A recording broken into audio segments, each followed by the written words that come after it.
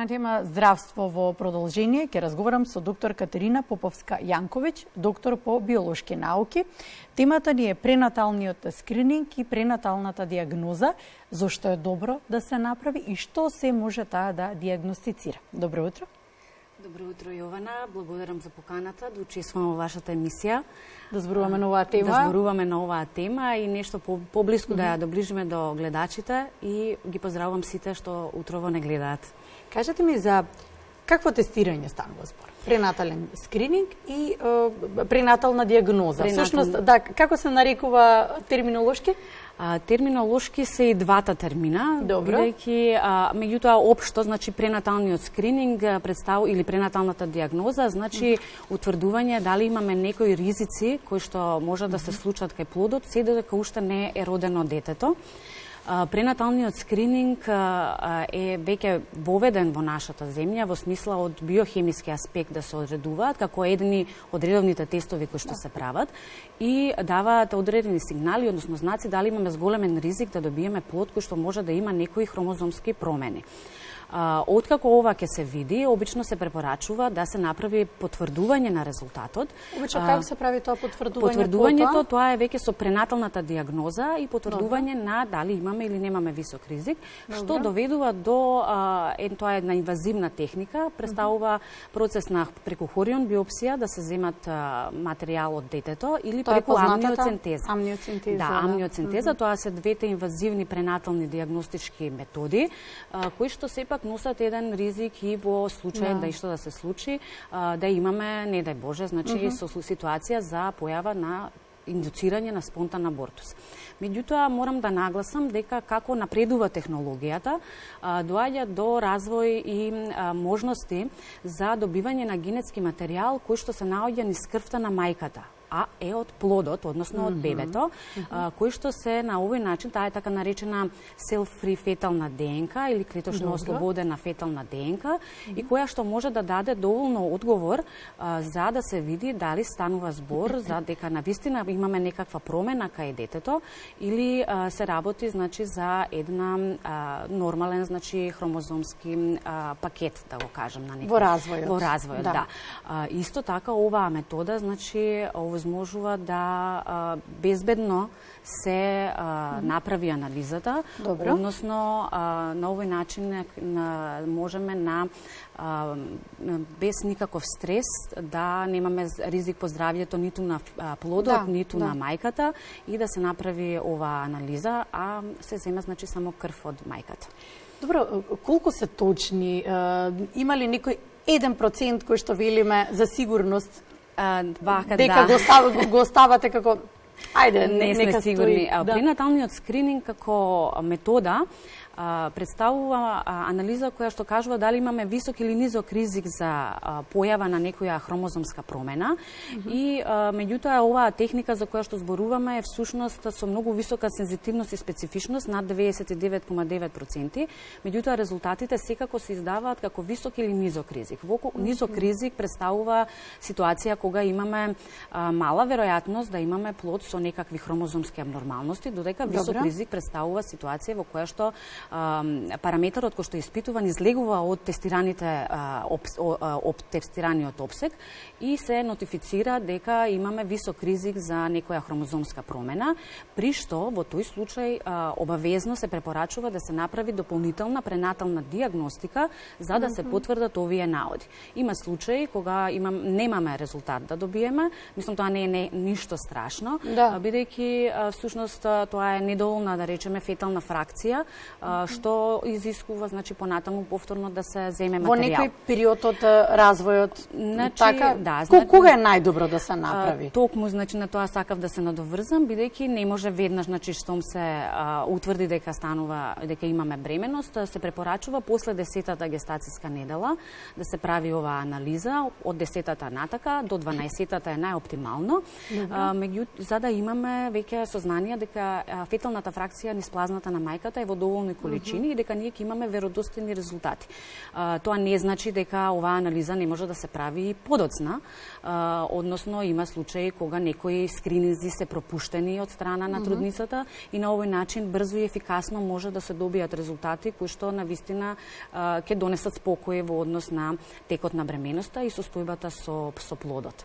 Добро, докторке, се препорачува за сите трудници или има врска тука возраста, во некои ситуации, дали е прва бременност или втори, и тоа ли игра улога или едноставно за сите се препорачува? Значи може кој сака да ја направи, значи трудниците немаат ограничување во колку сакаат да видат дали е плодот здрав. Меѓутоа има една генерална поделба кому најмногу му се препорачува всушност да ја прави оваа анализа. Тоа се најчесто жени кои што се во повозрасна група, над 35 години. Добро. За нив се препорачува? За нив пренаталната дијагноза или обврзувачка? Е обврзувачка пренаталната дијагноза. Добро. Пренаталниот скрининг е веќе значи и во согласност со гинекологот кој што ја води бременоста, што значи не само над 35 година, доколку се види нешто на ултразвучниот преглед дека е нешто сомнително, се препорачува да се прави оваа анализа, доколку во фамилијата имаме веќе случаи каде што има деца со хромозомски абнормалности, повторно се препорачува да се направи анализата. Ако имаме тежок тек на бременоста, па ова на некој начин ќе ублажи состојбата дека се е во ред со детето. Повторувачки абортуси ако има во кај трудницата, така да многу фактори влијаат дали да се направи анализата, што значи нема ограничување кој би сакал да направи. Дури помлада жена во колку се видат има некои ризици, е препорачливо да го направи тестот. Чинам дека трудниците сега се одлучуваат за секој случај да се мирни без разлика на возраста и овие препораки кои што кажавте за етните се препорачани посекако да го направат. За колку време се добиваат резултатите? Резултатите се добиваат за неколку работни дена, 3 до 4 работни дена. Морам да кажам, ова е брзо, да. Овие пренаталниот скрининг за кој што ние зборуваме денес, го има специфичното име неинвазивно пренатално генетско тестирање или НИПТ како што е популарно. И анализите до сега, овие анализи се праќале во странство да се изработуваат, сега се работат тука кај нас. Значи, времетрајањето на анализата се скратува, има можност, значи, трудницата да дојде и да се консултира, да разговара по однос на добиениот резултат, да се види што понатака, значи, има, значи, една пристојна, значи, финансиска, значи, аспект кој што е многу важен. Меѓутоа, мислам дека најважниот момент е секако краткиот рок на издавање на резултатите, што е секому многу важно, дека брзо ќе се добие резултатот, каква е состојбата со бебето. Интересно е тоа што и во ваквите испитувања скрининзи се дознава и полот на бебето. На бебето, да. Тука е сигурно, со сигурност точно. Со сигурност точно, да, навистина. Не е како на ултразвук дека некогаш може да не се погоди. Може да се погреши, меѓутоа оваа анализа е навистина точна, она што го кажавме, сензитивноста и специфичноста е огромна и полот на детето се дознава веднаш, значи со самото тестирање.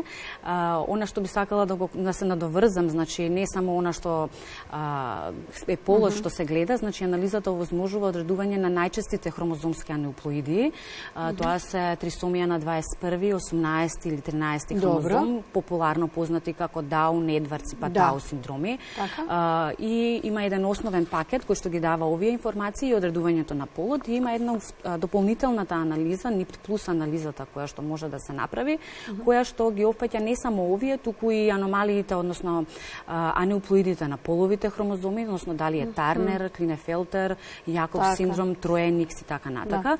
Потоа и други хромозомски промени и аберации кои што се јавуваат по должината на хромозомите, а кои што можат да имаат фенотипска манифестација и нешто кое што може да има раѓање на дете кое што би имало одредени невроразвојни нарушувања, пречки во развојот. Тоа сега да ја прашам, невролошки нарушувања може да откри?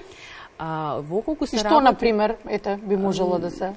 Многу ги има, некои од нив се веќе познати како синдроми, се имаат свои собствени имиња, да кажам, тие промени, дали е делеција или дупликација, и тоа е многу важно, значи дали имаме нови количини на хромозомски материјал или некои количини имаме недостаток од истите, кои што имаат и различни манифестации, значи на фенотипот, односно на детето, кои што може да бидат фенотипски надворешен изглед, значи одредени разлики на лицето, значи некои потоа во развојот на органите, значи може сето тоа да влијае, кој што значи сето тој вишок на генетски материјал или минус на генетски материјал придонесува да некои работи се манифестираат фенотипски, односно да ги гледаме надворешно. Исто така вие може да предвидите какви промени би што имало, во зависност од тоа. Има некои промени кои што се навистина познати и чести во популацијата широка. Значи тоа се мислам за Клинефелтер спомнавме, тоа е вишок на еден Y хромозом. Тука се значи Смит-Магенис синдром, Прадер-Вили, Ангелман, тоа се делици и дупликации на 15-ти хромозом, може на 4-ти. И сите имаат одредени веќе и кои му се неговите фенотипски карактеристики, а да се знае значи да се со оваа значи промена се утврдува на вистина дали детето го има тој проблем или не. Добро, ако добро ве разбрав, еден од тие е шизофренијата? Не, шизофренијата е да го не речем, мултифункционално значи нарушување, кое што не зависи само од генетски фактори, тука има и други фактори, и физиолошки, биохемиски кои што влијаат. Меѓутоа тие сите здружено можат да придонесат до одредена состојба која што понатаму се развива како еден шизофреничен, да речеме, случај. Докторке, со оглед на колку е значајно овој тип на испитување, го објаснивме и верувам дека го доближивме до трудниците и оние можеби кои што се двоумат дали да го направат, дека е од полза, се разбира, да го направат. Би сакала вас лично да ве прашам што сметате дека овој нов тип на тестирање кои што се достапни кај нас во Македонија, што за нас воопшто придонесуваат во делот на развојот на здравството? Пренаталниот скрининг, оваа анализа, придонесува пред се во и самата и пренатална диагноза, значи придонесуваат во намалување на инциденцијата и редукција на случаи кои што се со одредени раѓање на деца со хромозомски абнормалности, што понатаму може поефикасно и подобро, значи посеопфатно да го решава проблемот и да се спречат проблемите кои што настануваат потоа кога веќе ги имаме родени тие деца, што се тие како товар на здравството, како тие да се имплементираат во општеството, да се тоа на инклузивноста да биде и сите ние да ги прифатиме како такви кои што се меѓу нас, значи сите тие, еднашно да не ги избегнуваме. Секако значи на овој начин тој момент би се смалил, односно инциденцата на раѓање на деца кои што ќе имаат сериозни проблеми, кои што не е само товар на здравството, товар и на фамилијата, финансискиот аспект, психичкиот аспект, значи тоа се може да бидат и тешки ситуации кои што се навистина зависи од личноста како може да се соочи со и прифати на тие ситуации и тие проблеми. Доктор, ќе ви благодарам. Благодарам за гостувањето, благодарам за информациите. Се надевам дека доближивме малку повеќе на оваа тема до сите трудници, но и идни мајки да можат полесно да си го испланираат така тој период во животот кој што е еден од најубавите периоди, тие 9 месеци. Точно. Носи дополнителни и испитувања кои што треба да се направат за доброто и на мајката и на плодот. Да, значи еден начин сигурен дека ќе имаме здрав плод и ќе имаме една спокојна и сигурна бременост. Овие тестови значи го возможуваат токму тоа. Ви благодарам многу за поканата за гостувам во вашата емисија. Јас ве поканувам и да дојдете и да видите нашата лабораторија за да ве запознаме и поблиску и со самата техника која што се работи за добивање на овие резултати.